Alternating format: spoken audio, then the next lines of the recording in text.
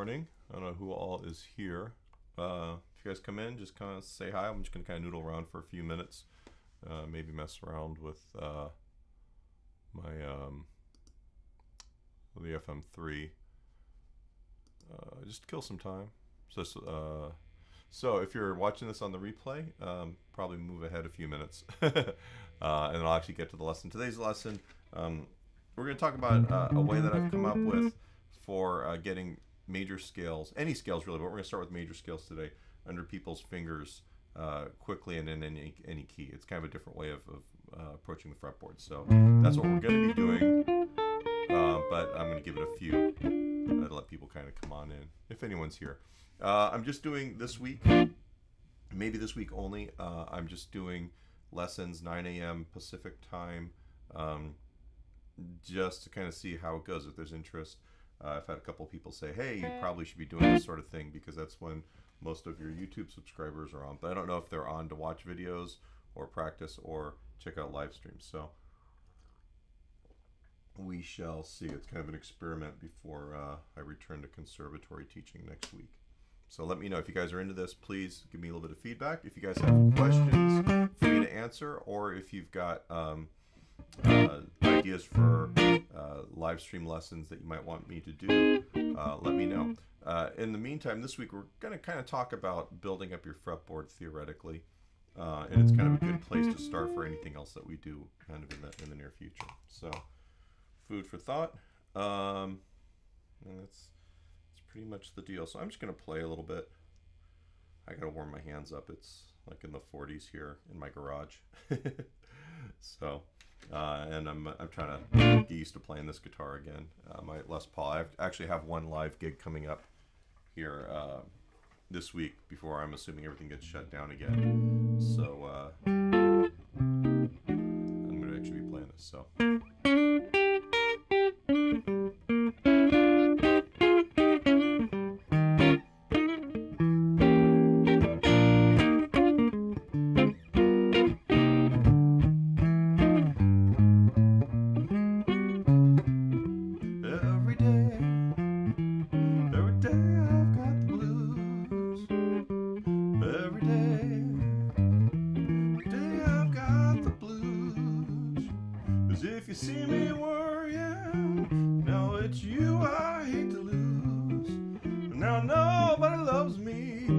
Seems to care.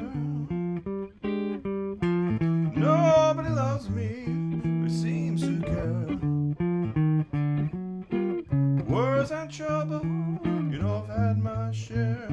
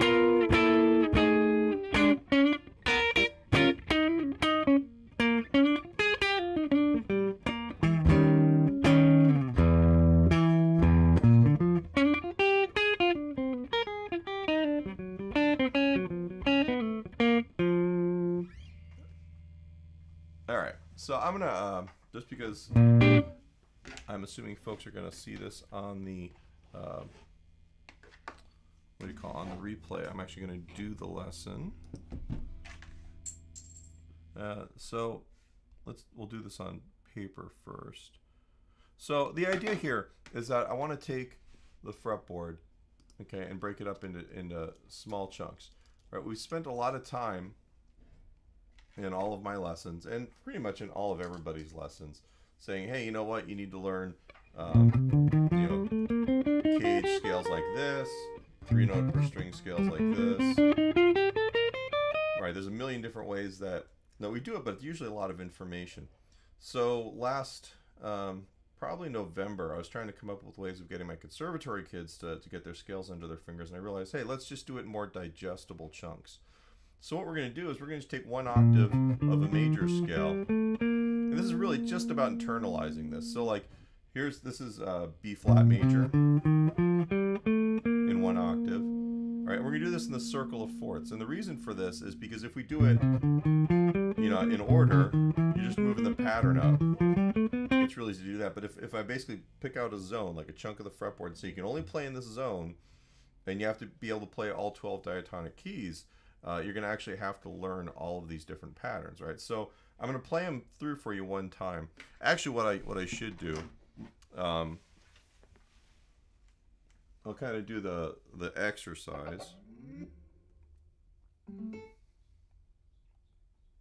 So I've got a backing track on the channel, and the backing track is it's circle of fourths, just major scales. Whoops, not that.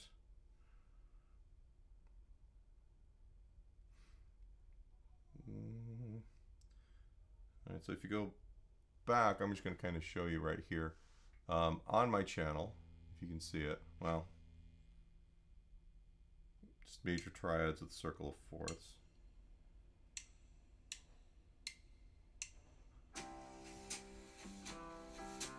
It's not the most exciting sounding backing track. But what it does is it gives us the ability to practice these scales with the musical backing. All right, so what I'm going to do is I'll start at the beginning. Actually, even better. All right, so let's take, because I can't share my,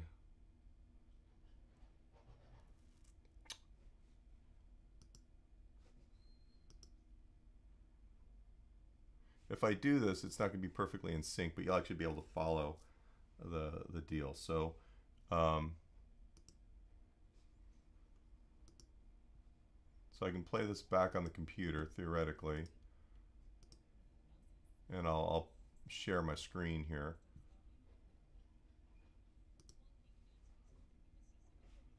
Which time. Seize it.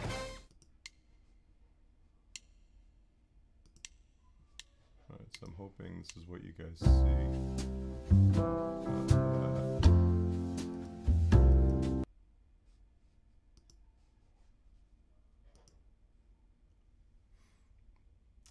Google Chrome. There we go. Okay, so this is the backing track, and hopefully you'll be able to hear it on your end, and then you'll be able to see in the little inset window my guitar.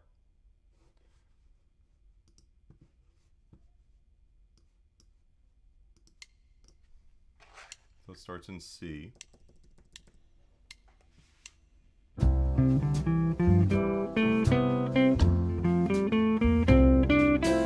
Here's B flat, E flat, A flat, E flat, G flat, B. Yeah, so you're talking while I'm trying to play.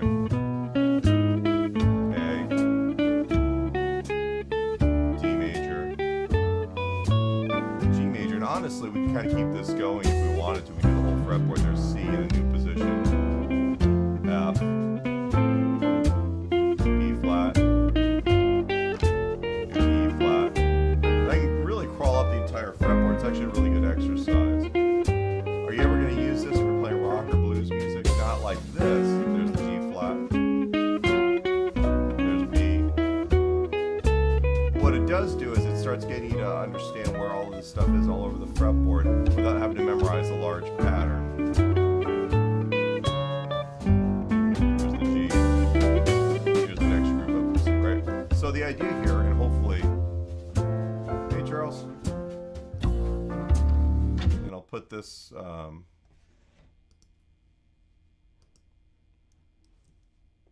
so this is the backing track I was just using.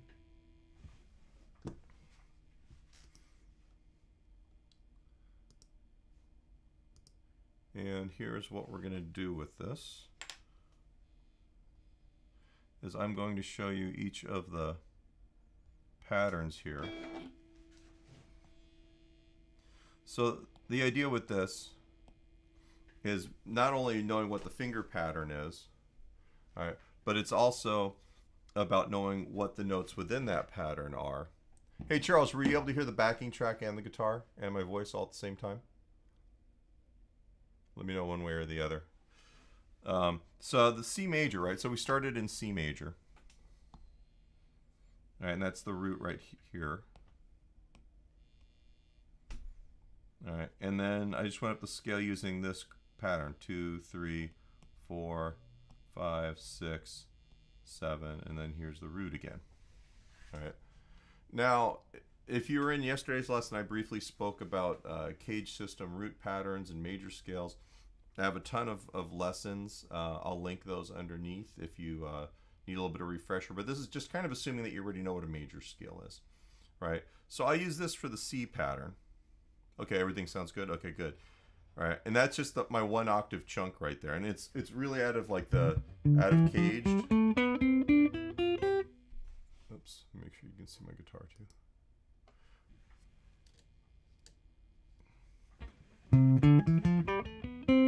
Right, it's actually out of the G root pattern out of cage, but we're not using the whole thing. And then when I moved up to F, all right, and the reason, okay, so the circle of fourths thing, you know, people always think about circle of fifths for practicing. When we teach jazz, and a lot of root movements in popular music, Western music, the chord progressions generally tend to go up a fourth, right? The real strong ones. So 2, 5, 1, 4,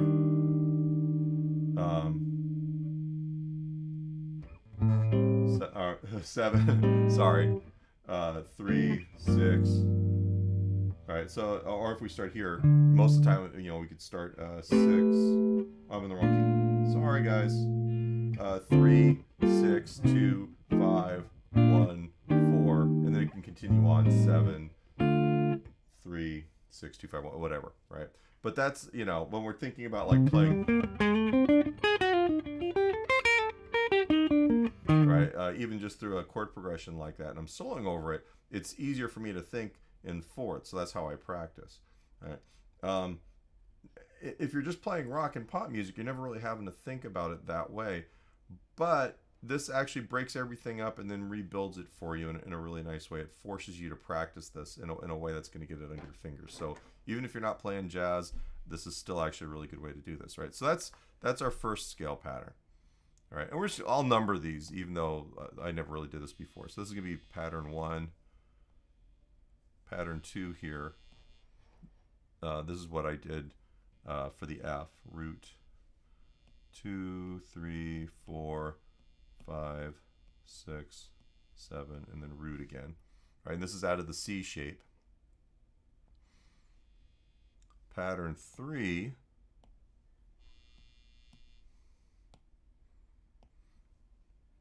Starts, and so it was C, F, and then B flat was the next one. Root 2, 3, 4, 5, 6, 7, and there's the root. That's out of the E shape. Like if we're playing like this B flat chord, it's just that there. You also have pattern 1 in the bottom of that. So like that E root pattern from Cage is both the first pattern that we learn here and the third pattern. All right, you'll start seeing more of this stuff as we go on. All right, and then after the B flat, the next one in the sequence is E flat. If anything, you guys will be memorizing your circle of fourths here. All right, so root. This is based out of the A shape. 2, 3, 4, 5, 6, 7, root. All right, so far, if you look at my hands, I'm playing C major, F major, B flat major, E flat major, without moving around. And that's what this is about. It's not about the fact that, hey, I can play B flat here, C here, G here. That's what happens to a lot of my students, is that they kind of get stuck in like, hey, this is the one pattern I've got and it's got all the right notes. But the problem is that when you're trying to play melodies or improvise, it keeps you from playing linearly, right? It's difficult. Say, I'll just say I'm playing in G, then I have to play in B flat, right? So if I wanted to, I can continue the line G, and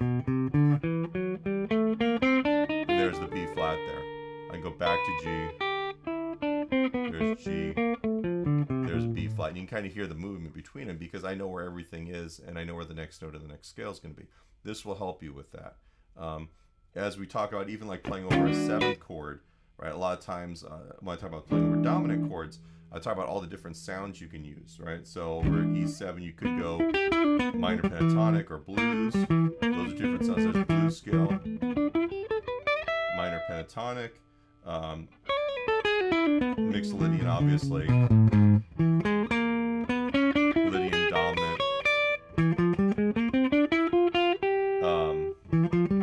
Superlocrian, or what do you call it?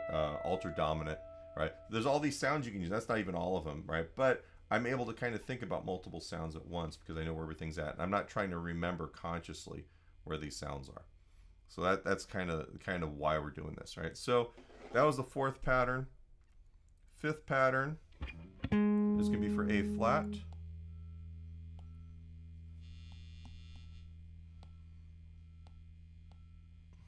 And A flat is right here. This is out of the D shape.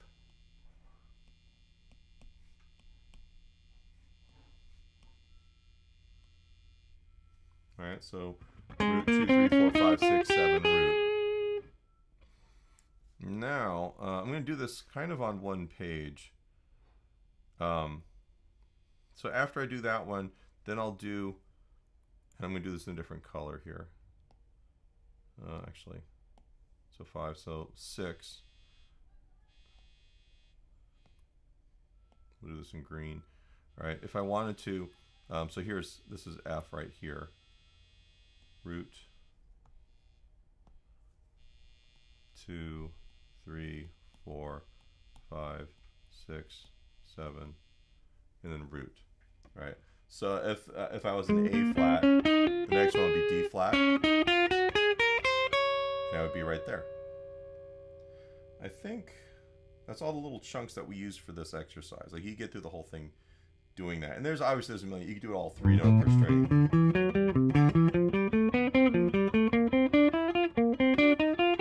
I mean, you could rearrange this a bunch of different ways. But what I'm trying to do is just give you things that just fit in your hand without moving around. All right. So that's the first thing, and I'll post this for you guys. All right. And then as we go through, what you want to do maybe is pick a zone.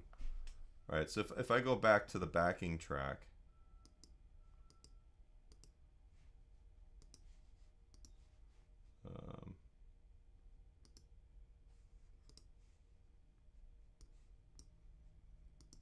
I'll pick the zone here. Oops. So C. Crap, how was I doing this before?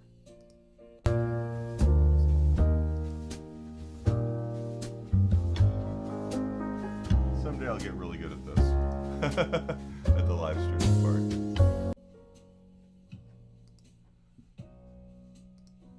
Okay. Right, we'll start this again. So I'm just going to crawl all the way up the fretboard in each of these keys, starting down here. Actually, I'll start in the open position. Actually. We'll do this one more variation because I need to stand up.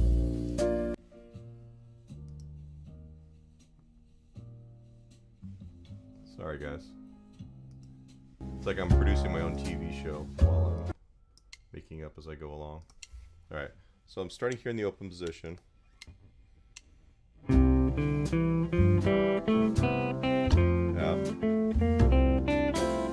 B flat.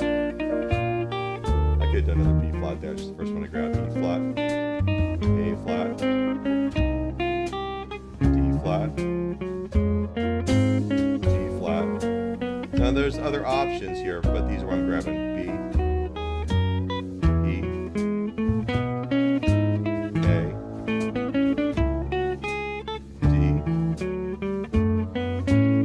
a set rule to this? No, it's just an exercise. C, F. This is kind of what I was doing before. B flat, E flat, A flat. I'm gonna come up here to D flat instead. G flat. There's B. I didn't use that one before. E. Okay. There's D. Sorry. G. C. F. B flat. E flat. A flat. D flat. I'll do G flat here. Just move it up. It's B, E, A, D. So I can play in any key anywhere on the fretboard. Here's the last G. And I'll just end it right there. Okay. I'm gonna pause it and give you guys a chance if you guys are gonna, if you guys meaning Charles, if you guys have any questions, go ahead and put them in the chat box. All right, but that's the first part of this. Is literally just take the things here on this PDF that you're going to have, memorize them, and you just play them along in time. The in time part of it's really important because what happens is that you're forcing your brain and your hands and everything to kind of work together. You're playing these kind of in the progression that chord progressions happen. This will kind of help you learn songs, even pop music, quicker. You know, and it's giving you a system, so we can take any scale if we wanted to. I could do minor scales, I could do dominant scales. Next thing we're going to do, though, is we're actually going to do arpeggios. Now, what we're going to do is we're just going to do we'll just do major arpeggios because this is not really geared towards the jazz guys. All right, so out of each of these, root, 3, 5, root. I'm just going to highlight these. This just gives you the major chord out of each of these scales. And we talked about this, I think, yesterday a little bit. So now, and we do this in the cage lesson too, where we basically extract certain sounds out of these.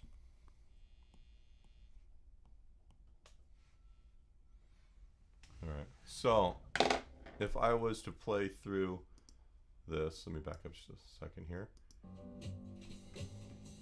Root 3, 5, root, root 3, 5, root, root 3, 5, root.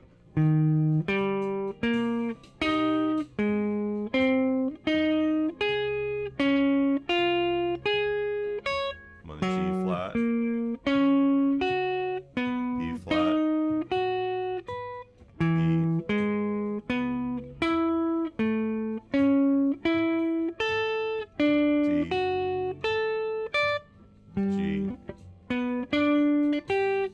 so on. All right, so that's kind of part 2 of this whole thing. Part 1 is doing the major scales. Part 2 is just doing the major triads, right? Part 3, when I did this with my students, was we made a small melody out of the notes here, and you had to start and end on chord tones, basically. And we had been doing we've been talking about approach tones and chord tone embellishments and things like that. So one of the things that we did was we took an idea where we went root 5, and then we approached into the third of below, and then root. So it's basically like a blues idea, right? And because we know what those notes are, because we have them all numbered, I can do this in any key. Getting used to this idea that any idea that you know in any key, like if you're transcribing a lick from someone else, you know what those notes are relative to the key, and you can move them into other keys, and you can move them into other parts of the fretboard. Right? If I wanted to take that idea, Right? If I wanted to play it just in the key of C, I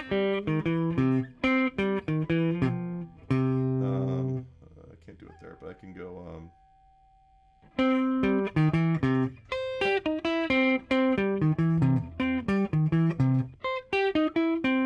this is just where things line up in a certain way. You can mix and matches all over the fretboard.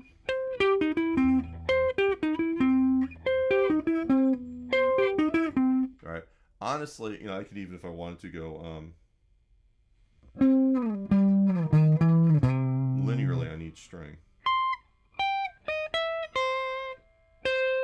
I think I was thinking about these because I wasn't planning on doing this.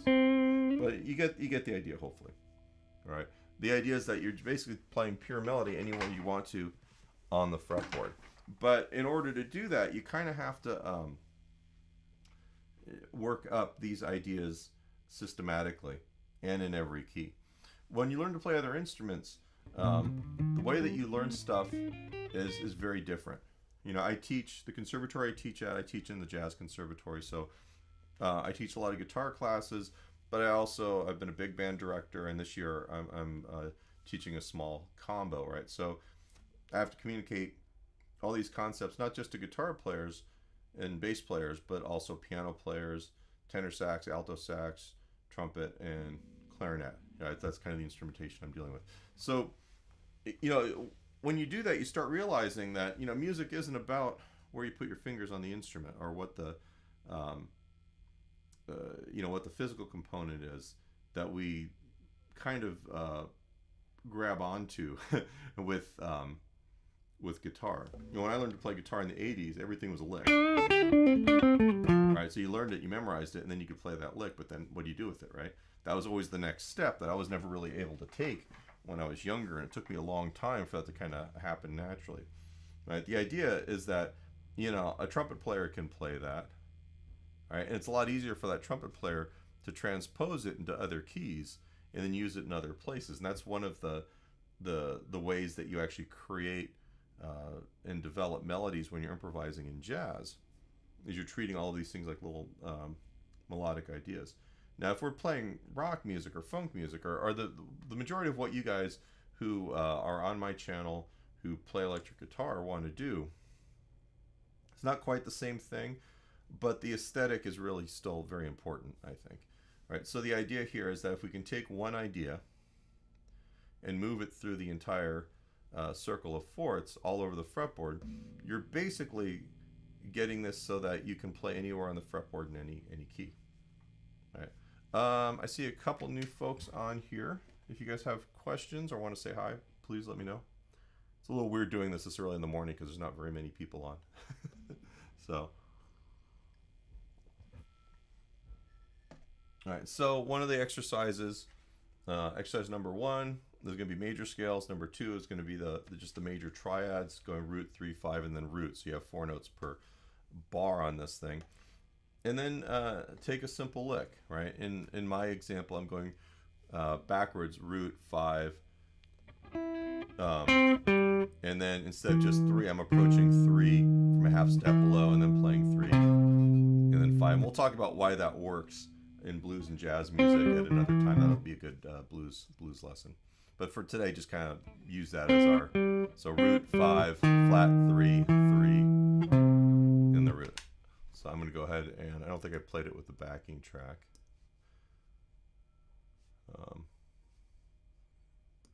So I'll do this. I'll just kind of stand up.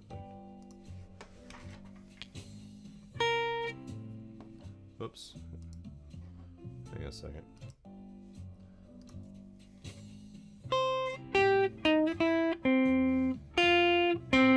That's F. B flat. E flat. A flat. D flat. G flat.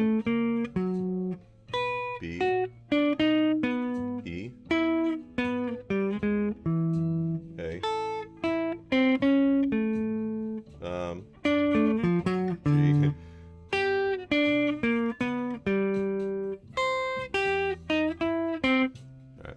Okay, so I'm going to pause this just for a second. I've discovered that anyone in Russian, writing in Russian in my thing is scamming and putting porn links. So, sorry dude, but you're banned. Okay. Now, if I wanted to, let's use a different video here.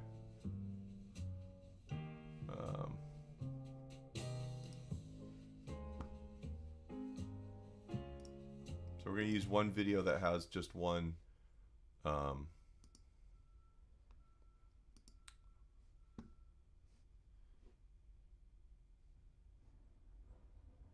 I'll do this in B flat.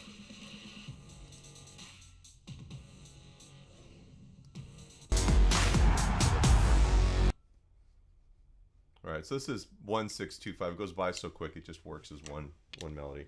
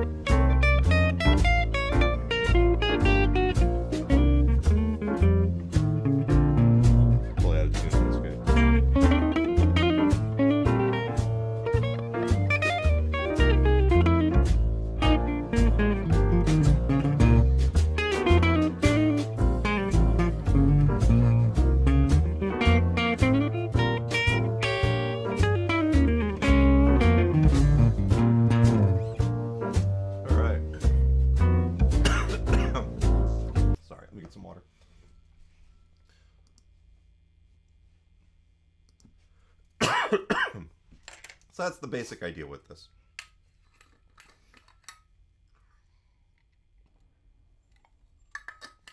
I don't, we're doing these kind of all week. I'm going to tune while I'm doing this because I'm totally out of tune. So I don't really want to give you guys too much new stuff. If there's not anyone here for questions, I might actually call this, make it kind of a shorter lesson. But I'll do kind of a recap here. And then I'll upload the materials and whatnot.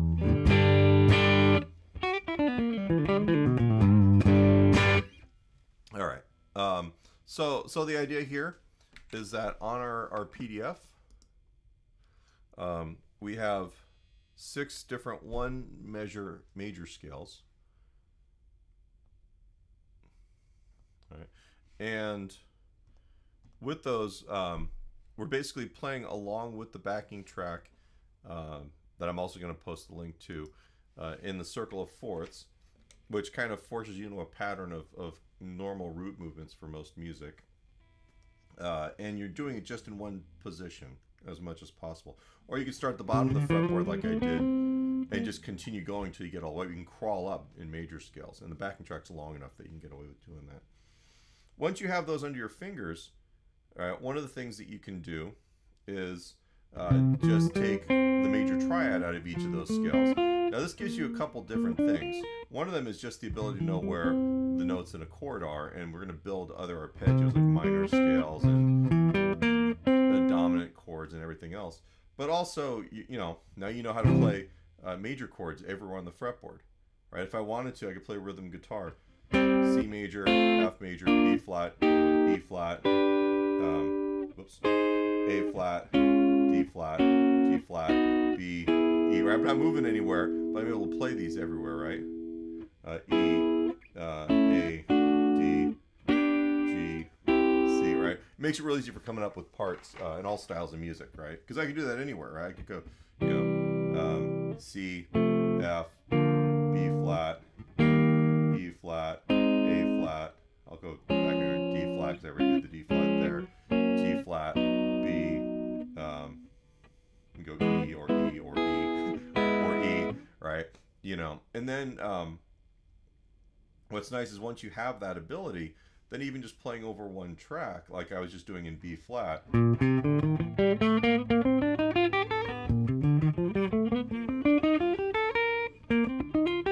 Right, I can play anywhere with these ideas, and I know what they are relative to the root, right? So I can move ideas around, right? So first one is major scales. Second one is doing the major arpeggio.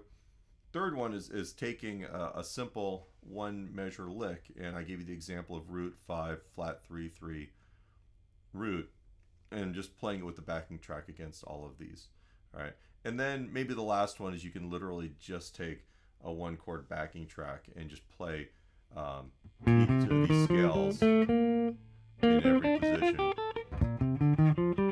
Right. If I went back to the B flat deal here, hopefully you guys can hear it.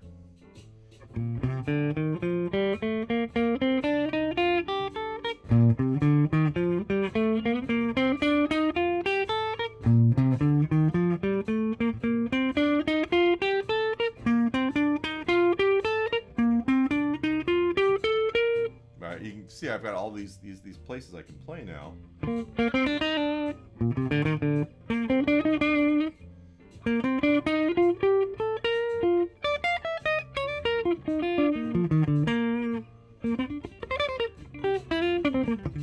Alright, and then once you've got that, then we can talk about other sounds.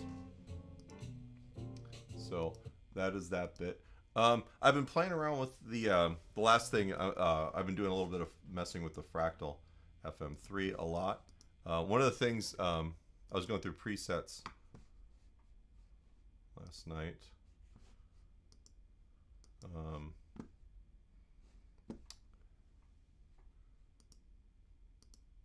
Here we go. And I discovered, because I use the H9 synthesizer sound, if you guys know,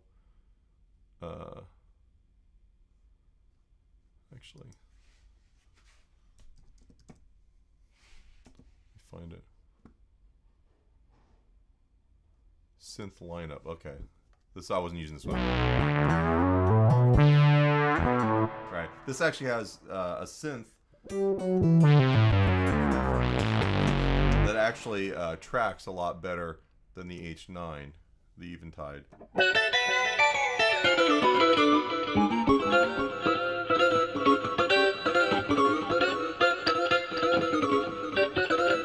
wouldn't be able to play something like that with the H9 synth, which is my big deal.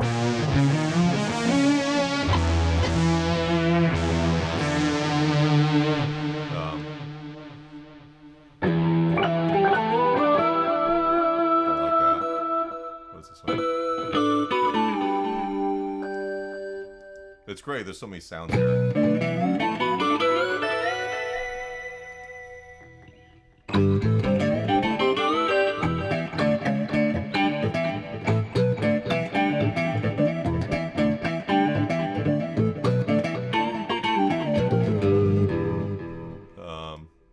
Most people, I never see anyone talk about the synths in the H9. Most of the are in the FM3, and most of the demos I've seen have been about. I mean, that's great that tracks like that. I mean, I'm able to. I'm a pretty sloppy alternate picker, so the fact that I get away with that with the tracking on this is pretty amazing to me.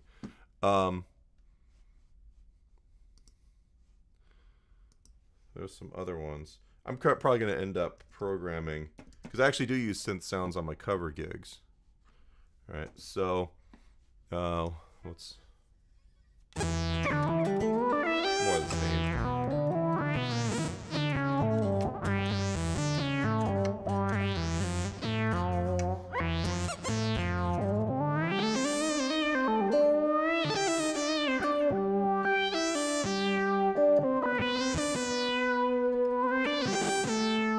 little bit of a mess. Okay.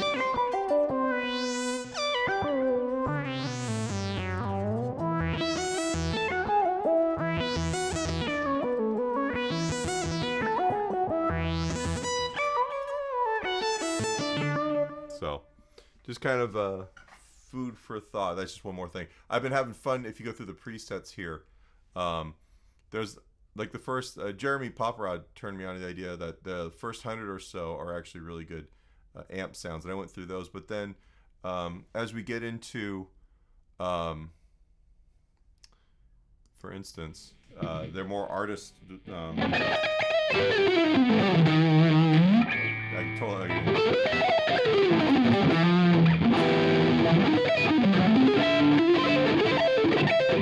Yeah, you can totally get all that.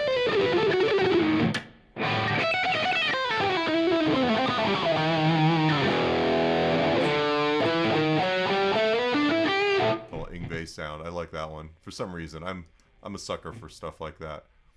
What was another good one? Oh. I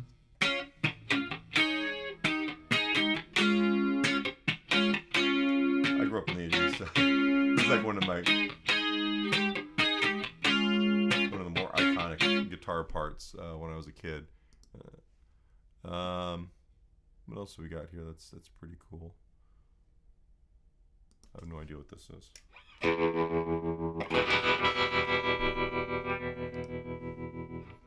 But there were some good ones. There was Owner of a Lonely Heart. I don't know how to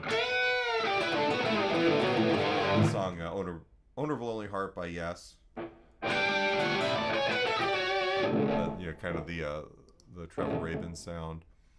One thing that there's a lot of Eric Johnson sounds in here. That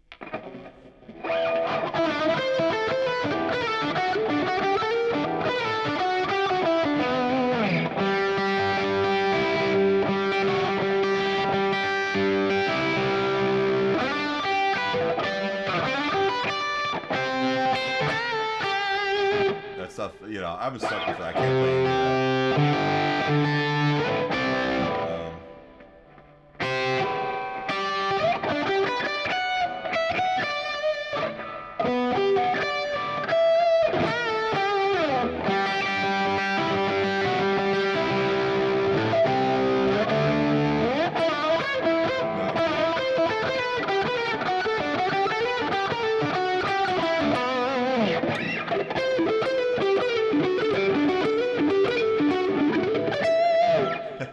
But literally, I sat here for probably 45 minutes yesterday just going through the presets, the artist sounds, and wasting a whole bunch of time, but it was pretty fun. If you guys are into the Smiths, I don't even know the chords to that, how soon it is now, but you know, all those sounds, if you needed something real quick, it's all in here. It's great. And I haven't even gone onto the website and tried any of the, you know, they've got all of the, what do you call it? Axe Exchange, I think they call it, where they've got people program sounds. But yeah, I'm killing way too much time with this thing. So, all right, I'm going to let you guys roll. Thank you. And like I said, if you have any questions, let me know. I'm going to post the PDF worksheet from this on the jacksguitartracks.com. There'll be a link underneath this video with backing tracks and PDF links and everything that you need to do what we talked about. So have fun.